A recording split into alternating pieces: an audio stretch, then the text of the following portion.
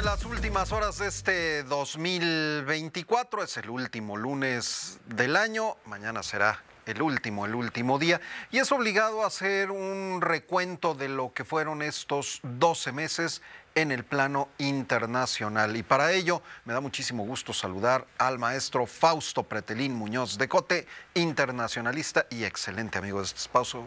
Fausto, qué gusto saludarte, ¿cómo estás? Igualmente, Oscar, gusto en saludarte. Buenas tardes y buen año para el 2025. Muchas gracias, igual para ti y para los tuyos.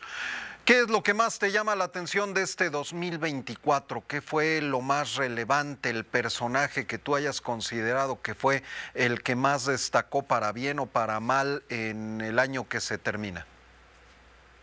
Bueno, mira, yo creo que no deja de llamar la atención y de sorprender la victoria de Donald Trump en las elecciones en Estados Unidos.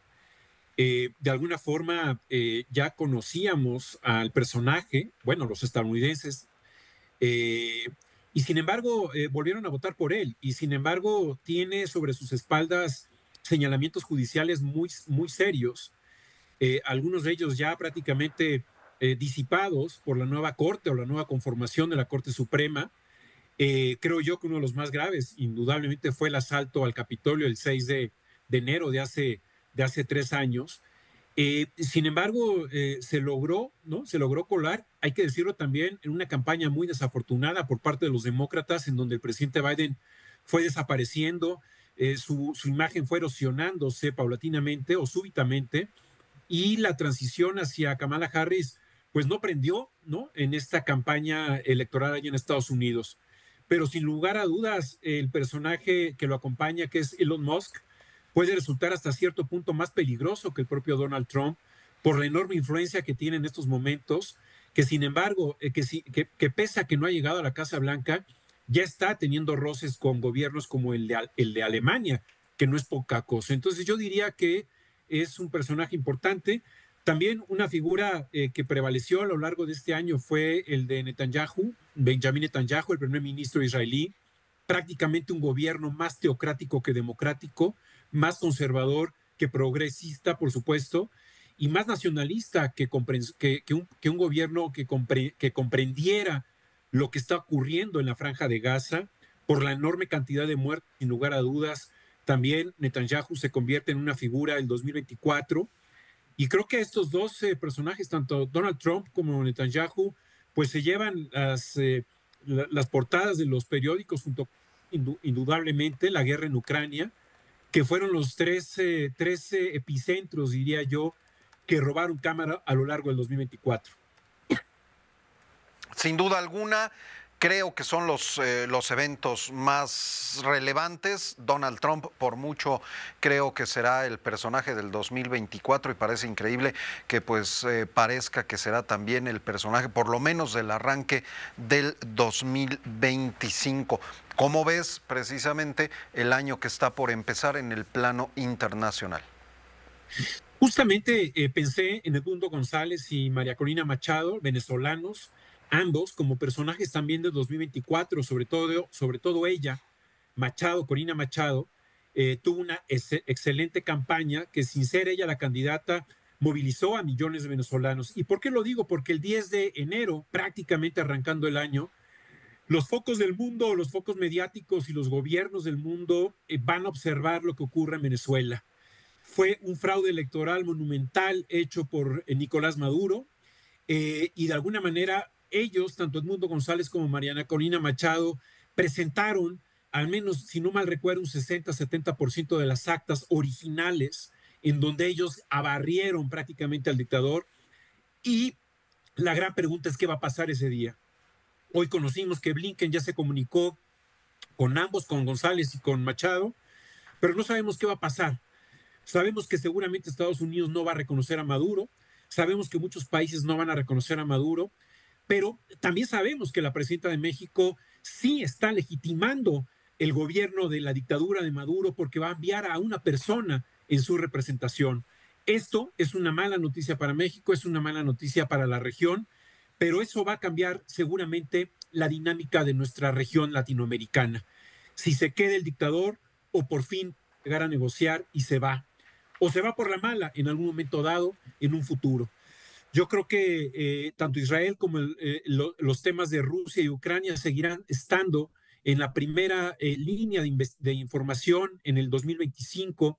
Hay más problemas, hay más gobiernos autocráticos, hay más figuras autocráticas que están gobernando en administraciones democráticas.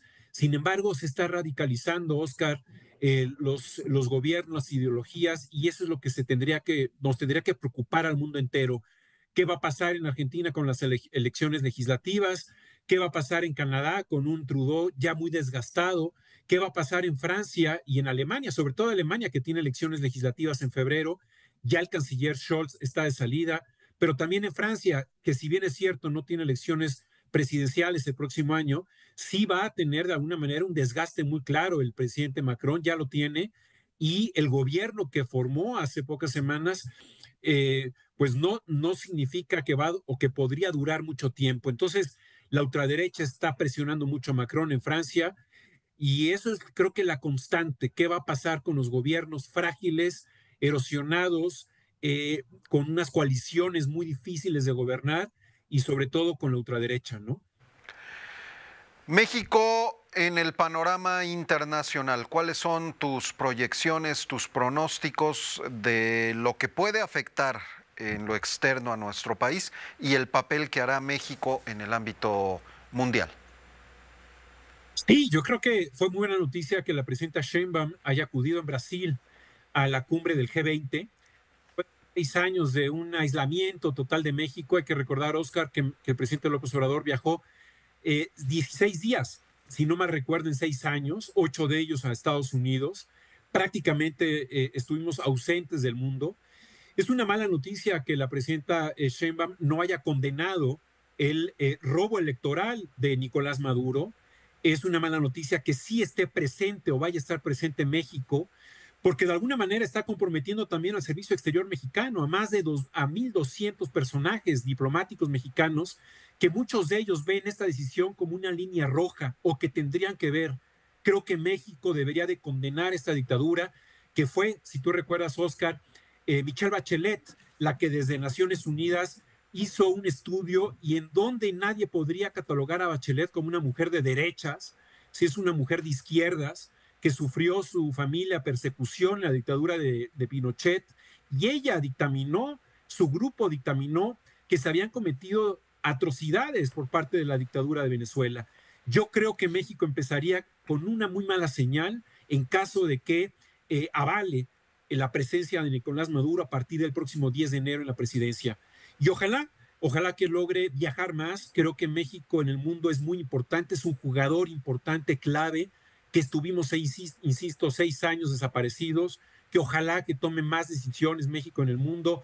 México es experto en decisiones de multilateralismo.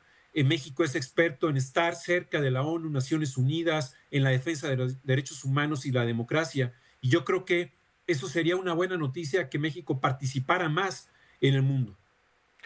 Excelentes tus pronósticos, tu análisis. Yo no quisiera despedir esta participación del lunes, tu colaboración, sin preguntarte fuera de guión, y me disculpo por eso, tu opinión acerca de Jimmy Carter. Ya Armando Guzmán nos regaló una semblanza muy completa, pero pues qué mejor que teniéndote a ti en este espacio, que también nos des tu punto de vista. ¿Cómo calificarías al expresidente de los Estados Unidos, Jimmy Carter? Bueno, yo creo que con una palabra lo dice todo, ¿no? Decencia.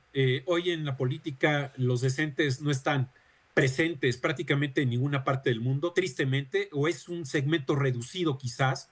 No quiero exteriorizar o generalizar, ¿no? Mi juicio, pero de alguna manera él fue un personaje decente, observó a Latinoamérica, dejó y regresó a Panamá, el canal, entendía muy bien que se iba a llevar un gran enemigo en la región si no hubiera regresado al canal. Entendió perfectamente muy bien apoyar las elecciones libres en Nicaragua, justamente cuando el Frente de Liberación Nacional con Daniel Ortega tenía muchas ganas de mostrar un perfil democrático. Y fíjate hoy, 2024, tu esposa y él son verdaderamente unos canallas, unos traidores de la democracia y son unos dictadores allá en Nicaragua. Entonces yo creo que Carter, el gran legado es la decencia, el respeto a los derechos humanos. Entendió Carter que Estados Unidos estaba también cometiendo violaciones a los derechos humanos y su apuesta fue por ello. Yo creo que el respeto a la democracia y a los derechos humanos hoy en la figura de Donald Trump está totalmente cuestionada y también la figura de Estados Unidos como una democracia amplia. Creo que ese es el gran legado de Carter y ya después de que muere, pues lo vamos a extrañar mucho, sin lugar a dudas. Fausto Pretelín, un gusto como siempre contar con tu colaboración. Muchas gracias y un muy feliz año. Igualmente a ti, Oscar, y a todo el equipo de producción de Radio Fórmula y este espacio que es muy valioso, el de Pepe Cárdenas y ustedes. Hasta pronto. Muchísimas gracias. Abrazo enorme.